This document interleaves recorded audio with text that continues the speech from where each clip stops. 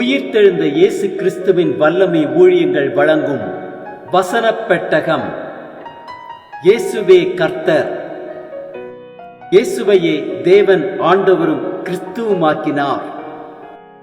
இயேசுவே ராஜாதி ராஜா, கர்த்தாதி கர்த்தா.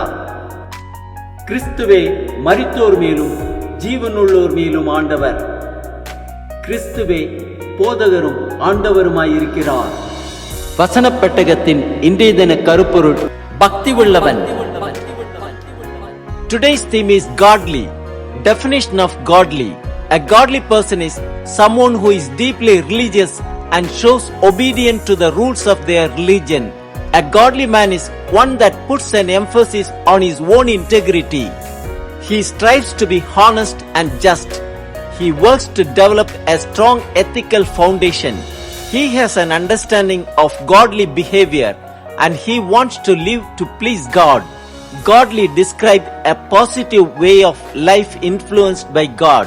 What the scriptures says about godly person. 1 Timothy 6:11 says, O man of God, pursue righteousness, godliness, faith, love, steadfastness, gentleness. In 1 Timothy 4:8, Paul describes godliness as profitable for all things, having promise of the life that now is and that of which is to come. Great godly men in the Bible. Moses was a godly man who consistently in tune with God's plan. Joshua was a godly man and he was known as a strong leader of Israel as they conquered the land that God had given. David was a godly man who was in tune with God's heart and plan for Israel. Job was a godly man. Even he lost all his wealth, he did not speak evil against God. Daniel was a godly man who refused to worship the king, even he was put into the den of lions, but only worshipped the living God. Paul was a great and godly man who established many churches, trained young pastors, and wrote much of the New Testament. Characteristics of a godly man. Keeps his heart pure. A godly man strives to have purity of heart. He strives to avoid lust and other temptations and works hard to overcome them. He keeps his mind sharp. He wants to know God's answer to any situation he may face. This means spending time in Bible reading and spending time in prayer. He has integrity. He strives to be honest and just. He works to develop a strong ethical foundation. He has an understanding of godly behavior and he wants to live to please God. He uses his words wisely. Godly man puts an emphasis on speaking well to others. He actually works on telling the truth in a loving manner and in a way that people respect him for his honesty. He works hard. Godly man knows that God wants us to work hard and do our jobs well. He wants us to be an example to the world of what good hard work can bring. He devotes himself to God. God is always a priority to a godly man. The man looks to God to guide him and direct his movements. He relies on God to provide him with an understanding of situations. He devotes his time to doing godly work. Godly men go to church. They spend time in prayer. He never gives up. A godly man knows the difference between God's plan and his own. He knows never to give up when it is God's plan and to persevere through a situation. And he also knows when to change direction when he allows his own mind to get in the way of God's plan. He gives without complaint. A godly man gives his time or his money without complaining because it's God's glory he seeks. When he is doing God's work, he gives to others and God gives him a heart for giving. Let us pursue righteousness, godliness, faith, love, steadfastness, gentleness, and follow the steps of Jesus Christ, who is the author and finisher of our faith. God bless you all. பக்தி உள்ளவனை கர்த்தர் தமக்காக தெரிந்து கொண்டார் என்று அறியுங்கள். நான் கர்த்தரை நோக்கி கூப்பிடுகையில் அவர் கேட்பார். பக்தி உள்ளவனை குறித்ததான வேத வசனங்களை பார்க்கலாம். 1 தீமோத்தேயு 2:2 முதல் 4 வரை உள்ள வசனங்களில் வாசிக்கிறோம். நாம் எல்லா பக்தியோடும் நல்லொழுக்கத்தோடும் கலகமில்லாமல் அமைதலுள்ள ஜீவனம் பண்ணும்படிக்கு ராஜாக்களுக்காகவும் அதிகாரமுள்ள யாவருக்காகவும் அப்படியே செய்ய வேண்டும். நம்முடைய இரட்சகராகிய தேவனுக்கு முன்பாக அது நன்மையும் பிரியமுமாயிருக்கிறது. எல்லா மனுஷரும் ரட்சிக்கப்படவும் சத்தியத்தை அறிகிற அறிவை அடையவும் அவர் சித்தமுள்ளவராயிருக்கிறார். 1 தீமோத்தேயு 3:16 வாசிக்கிறோம், அன்றியும் தேவ பக்திக்குரிய ரகசியமானது யாவரும் ஒப்புக்கொள்ளுகிறபடியே மகா மேன்மை உள்ளது. தேவன் மாம்சத்திலே வெளிப்பட்டார், ஆவியிலே நீதி உள்ளவர் என்று விளங்கப்பட்டார், தேவ தூதர்களால் காணப்பட்டார், புறஜாதிகளிடத்தில் பிரசங்கிக்கப்பட்டார், உலகத்திலே விசுவாசிக்கப்பட்டார், மகிமையிலே ஏறெடுத்துக் கொள்ளப்பட்டார். 1 தீமோத்தேயு 4:7-8 வாசிக்கிறோம், சீர்கேடும் கிழவிகள் பேச்சுமாயிருக்கிற கட்டுக்கதைகளுக்கு விலகி தேவ பக்திக்கு ஏதுவாக முயற்சி பண்ணு. சரீர முயற்சி அற்ப பிரயோஜனம் உள்ளது.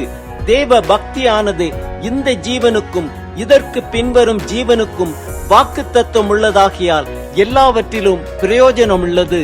1 தீமோத்தேயு 6:5-6 வாசிக்கிறோம், கெட்ட சிந்தை உள்ளவர்களும் சத்தியமில்லாதவர்களும் தேவ பக்தியை ஆதாய தொழில் என்று எண்ணுகிறவர்களுமாயிருக்கிற மனுஷர்களால் உண்டாகும் மாறுபாடான தர்க்கங்களும் பிறக்கும். இப்படிப்பட்டவர்களை விட்டு விலகு. போதும் என்கிற மனதுடனே கூடிய தேவ பக்தியே மிகுந்த ஆதாயம். 1 தீமோத்தேயு 6:11 வாசிக்கிறோம், நீயோ தேவனுடைய மனுஷனே இவைகளை விட்டோடி நீதியையும் தேவ பக்தியையும் விசுவாசத்தையும் அன்பையும் பொறுமையையும் சாந்த குணத்தையும் அடையும்படி நாடு. 2 தீமோத்தேயு 3:5 வாசிக்கிறோம், தேவ பக்தியின் வேஷத்தை தரித்து அதன் பலனை மறுதலிக்கிறவர்களாயும் இருப்பார்கள். இப்படிப்பட்டவர்களை நீ விட்டு விலகு.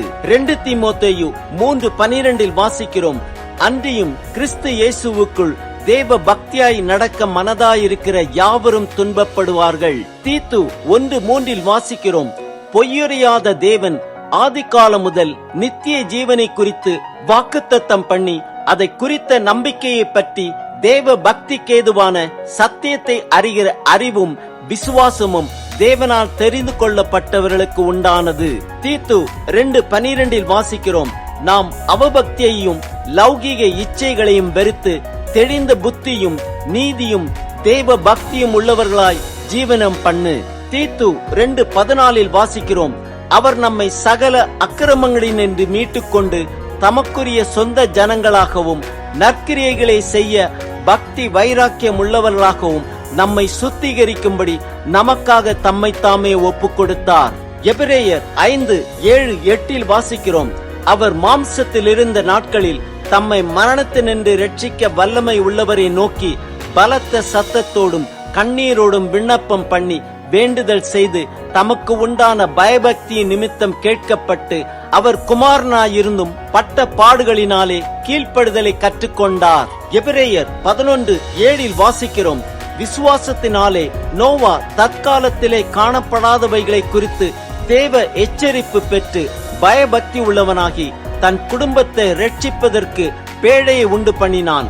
அதனாலே அவன் உலகம் ஆக்கினைக்குள்ளானதென்று தீர்த்து விசுவாசத்தினால் உண்டாகும் நீதிக்கு சுதந்திரவாளியானான். எபிரேயர் 12:28 வாசிக்கிறோம், ஆதலால் அசைவில்லாத ராஜ்யத்தை பெறுகிறவர்களாகிய நாம் பயத்தோடும் பக்தியோடும் தேவனுக்கு பிரியமாய் ஆராதனை செய்யும்படி கிருபையை பற்றி கொள்ள கடவோம். யாக்கோபு 1:26-27 வாசிக்கிறோம், உங்களில் ஒருவன் தன் நாவை அடக்காமல் தன் இருதயத்தை வஞ்சித்து தன்னை தேவ பக்தி உள்ளவன் என்று எண்ணினால் அவனுடைய தேவ பக்தி வீணாயிருக்கும். திக்கற்ற பிள்ளைகளும் விதவைகளும் படுகிற உபத்திரவத்திலே அவர்களை விசாரிக்கிறதும் உலகத்தால் கரைப்படாதபடிக்கு தன்னை காத்து கொள்ளுகிறதுமே பிதாவாகிய தேவனுக்கு முன்பாக மாசில்லாத சுத்தமான பக்தியாயிருக்கிறது.